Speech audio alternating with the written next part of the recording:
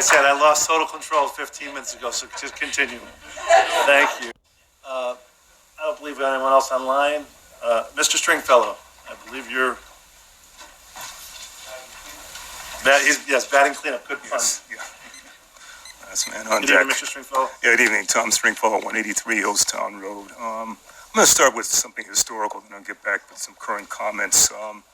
It's Black History Month. It'll be the 97th year anniversary of that, and I try to celebrate it in different ways to point out that we've defended this country. As a recent America's Civil War magazine talking about the Colored Regiment, they were defeated in 1864 at Tallahassee, Florida, just before the war had ended.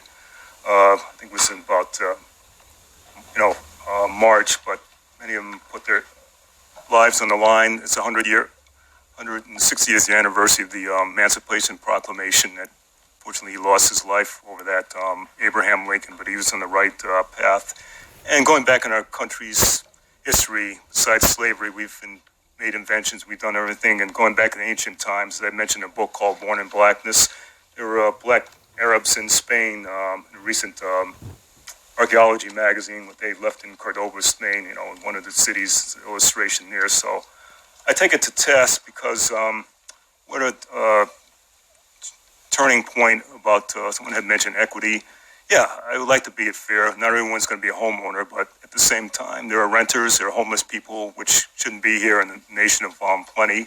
And there's also environmental racism when it comes to conservation. Yeah, you want it done, but not to have like an oil leak, as I read recently in one of these western states that just leaked out tar sand oil, to water problems in Mississippi and Detroit, Michigan from a few years ago, and they tried to refile charges, but the judge knocked that down. So that was a crime against humanity. Everything isn't okay in this country. We shouldn't allow homelessness or any type of discrimination. What's going on now, and politicians, I said before, work for us, not for their own ego or partisan politics, as we've seen in the White House too. It's getting kind of ugly.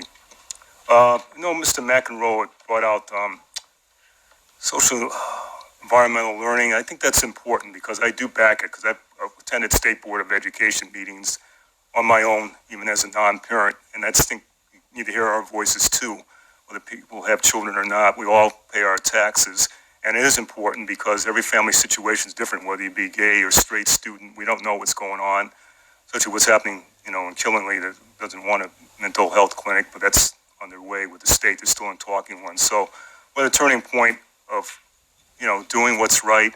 As for land, Speaker spoke about remembering the Eastern Pequot in the recent Connecticut Explored magazine. They were here first, and some of their land was stolen, as well as what happened in Hawaii and in Florida. Mr. Santos talked about anti-woke. They were part of the Confederacy. Slavery was there. They were racist during the Civil Rights Movement, and it's a good place to retire, but they've had their own sordid past. And last, I want to end with Rethinking Schools that just came out, taking multicultural, anti-racist seriously. I know everybody's saying it's anti-woke, but sexism, racism is part of our society, and it needs to be done together as people. So we're at the turning point of no one should be discriminated against, but I know who I am as a person of color, and a few people here too that live it every day. So, I'm a proud American and not a second-class citizen, and I die here, and I'm born here, and I die here. It's a free one. Thank you. Thank you. Okay.